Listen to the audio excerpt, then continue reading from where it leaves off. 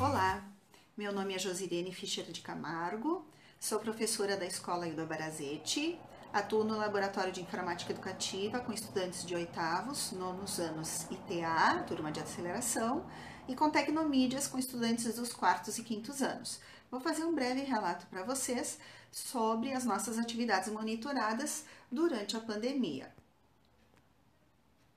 Segundo a Débora Garofalo, cidadania digital é o uso da tecnologia de forma responsável. É o direito e dever de todos saber usar corretamente as inovações tecnológicas que surgem ao nosso redor. E diante da necessidade de planejar as nossas aulas não presenciais, eu iniciei uma busca por opções que pudessem ser ministradas utilizando as tecnologias que os estudantes que os estudantes disponibilizassem em casa, né? E também uma preocupação com a segurança desses estudantes. Que eles estariam se expondo a uma rede mundial e a todos os riscos, né? Estariam expostos aos riscos que a internet oferece. Né?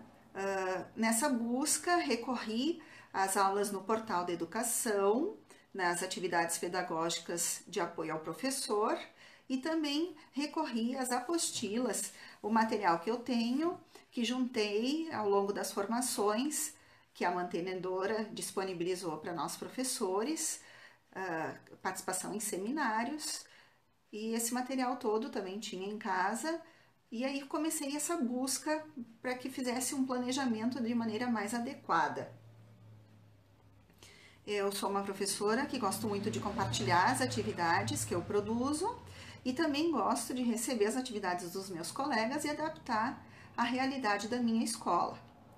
No mês de maio, trabalhamos, a partir do planejamento coletivo, o Dia das Mães, uma atividade com historinha de Dia das Mães, e também propus uma conversa franca, pedindo que os alunos, os estudantes e os seus pais conversassem de maneira franca sobre o uso da internet. Algumas questões, como se você tem um computador próprio, se há um limite de tempo para ficar na internet, se respeita esse limite que é imposto pelos pais, se o local de acesso é um local onde os pais podem estar monitorando, né, verificando aquilo que eles estão utilizando, se foi dormir tarde demais usando a internet, né, se perdeu a hora de dormir, se deixou de fazer outras atividades, de brincar, de pular, de correr, só por causa do uso do videogame, ou do computador, ou do celular, né? Se os pais sabem quais são os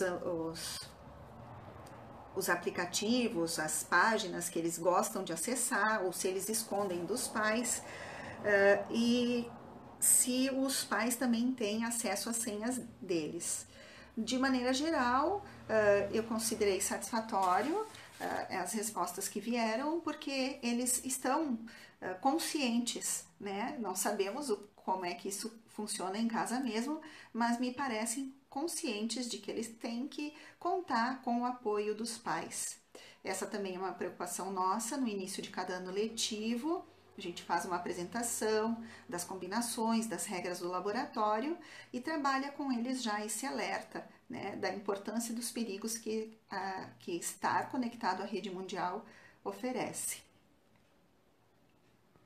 Trabalhamos também sobre a evolução dos computadores, né, história e evolução dos computadores.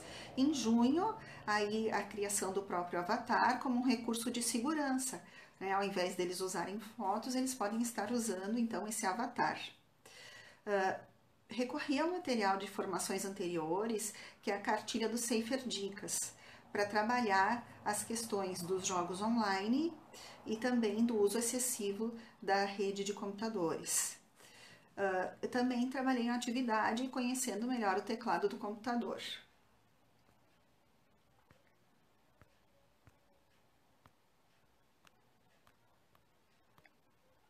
Em julho, sobre as vantagens da internet na educação e o Dia do Amigo. E em agosto, os algoritmos em linguagem de programação em blocos e emojis. Esse então é o material que eu falei da apostila do Safer Dicas sobre jogos online. Então ele traz um pouco, explica o que são os jogos online, aborda o que os alunos podem tirar de proveito dos jogos online, os cuidados que eles devem ter e dicas para eles se manterem seguros. Na sequência, propus as questões de pensar em o que eles mais gostam de jogar e escrever 2 coisas boas que eles aprenderam com esse jogo e 2 coisas ruins. 2 coisas boas foi bem mais fácil, a resposta estava de acordo com aquilo que eu estava esperando deles. Eles conseguiram mesmo abstrair as coisas boas do jogo. A parte das 2 coisas ruins ficou muito superficial e um tanto quanto ingênua, porque eles responderam, é quando não consigo completar a fase, né? Alguns conseguiram ficar somente nesse nível, não conseguiram aprofundar e ver realmente o que tinha de ruim nesse jogo que interferisse na sua vida pessoal, e que fosse contra, né, os valores, os princípios que eles têm como famílias, como família. Se valia a pena continuar jogando esse jogo, também alguns estudantes querem continuar jogando jogos mesmo quando eles responderam que a coisa ruim era morte, né, matar, então a gente tem que fazer uma retomada. Mas na parte de instalação, de acessar o jogo na internet, né, da questão de pedir dados dos pais, de pagamentos, e se o jogo foi extremamente violento, eles têm essa consciência de que eles têm que conversar com os pais e pedir auxílio para eles. E um tanto quanto contraditório, porque eles pensam em continuar jogando, mas têm consciência de que se estimula a violência, eles teriam que estar parando de jogar. Depois, na mesma apostila do Safer Dicas, sobre o uso excessivo das redes, né? Então, os cuidados que tem que ter com esse uso excessivo e as dicas para manter-se seguro. Aí propus o preenchimento da tabela, né, com o que eles que estão fazendo na rotina diária, manhã, tarde e noite, para que eles se conscientizem de que o tempo que eles estão em casa durante essa pandemia tem que ser bem distribuído, né? Eles têm que ter atividades físicas, as atividades de sala de aula, né, que eles precisam fazer, e também as suas atividades cotidianas, mas distribuir isso de maneira organizada e atendendo a todas as necessidades deles, né? Propondo uma reflexão sobre o seu dia a dia, não ficando apenas conectado.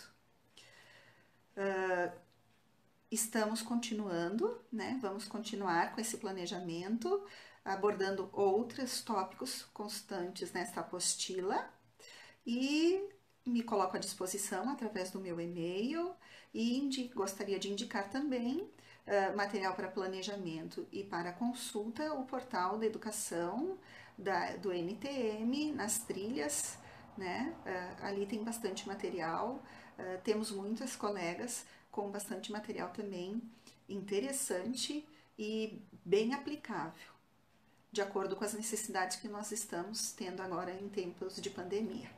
Obrigada a todos.